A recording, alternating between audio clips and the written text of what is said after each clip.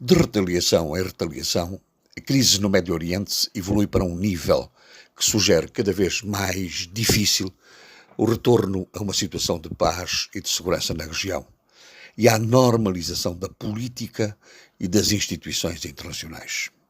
O Irão atacou Israel e invocou como razões os ataques israelitas que levaram à morte dos líderes do Hamas e do Hezbollah, efetuados em territórios do próprio Irão e do Líbano. Havia quem pensasse, e eu era um deles, que o agravamento do conflito, transformado em guerra, poderia ser contido e que o Irão, depois da reação de abril, em que o seu território foi violado pela ação israelita que levou à morte do líder do Hamas, não agiria como agiu, isto é, não se envolveria de forma tão direta e sem fundamento em legítima defesa numa confrontação militar com Israel. Por que razão se formou essa convicção?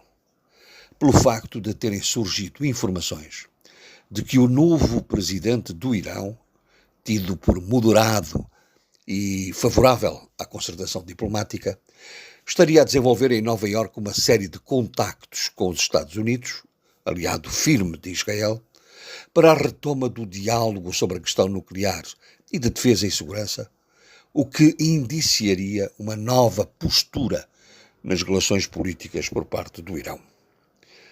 De acordo com o Irão, essas informações não têm fundamento, negando terem havido contactos do seu presidente com os Estados Unidos enquanto decorria a Assembleia Geral das Nações Unidas, antes, portanto, do ataque com mísseis ao território israelita. A verdade, porém, é que alguma coisa não corre bem na coesão política e no processo de decisão das autoridades iranianas, sugerindo uma clivagem estratégica entre a liderança espiritual suportada nos guardas da Revolução e a presidência da República eleita, que, ainda de acordo com informações publicadas, não teria tido conhecimento e muito menos determinado a ação de bombardeamento ao território de Israel.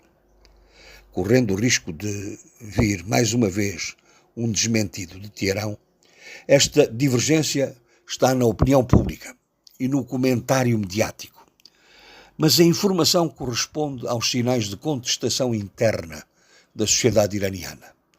Abraços com as fortes limitações das liberdades e dos direitos de cidadania, com o fechamento cultural imposto pelo regime e pelo isolamento alimentado pelas autoridades do país. As perspectivas próximas não são de abrandamento, mas de agravamento do estado do conflito.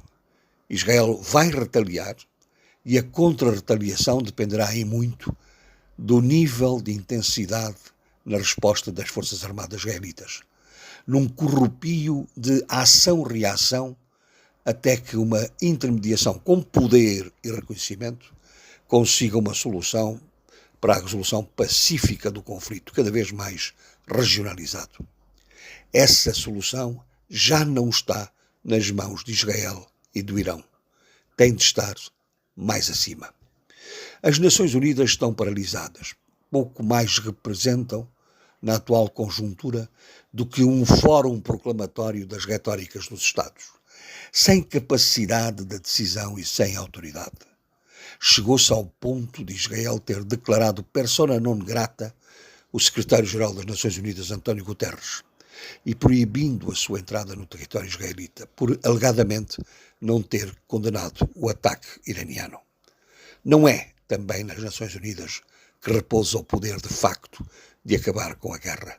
Estará nos aliados estratégicos de Israel e do Irão, sem que se possam desvalorizar iniciativas como as da primeira-ministra italiana, Meloni, que convocou para hoje uma reunião do G7 por videoconferência para discutir o assunto, ou a do Papa Francisco, que convocou para o próximo dia 7 uma oração pela paz, exatamente no dia em que se assinala o acendimento do rastilho desta fase mais dramática no Médio Oriente.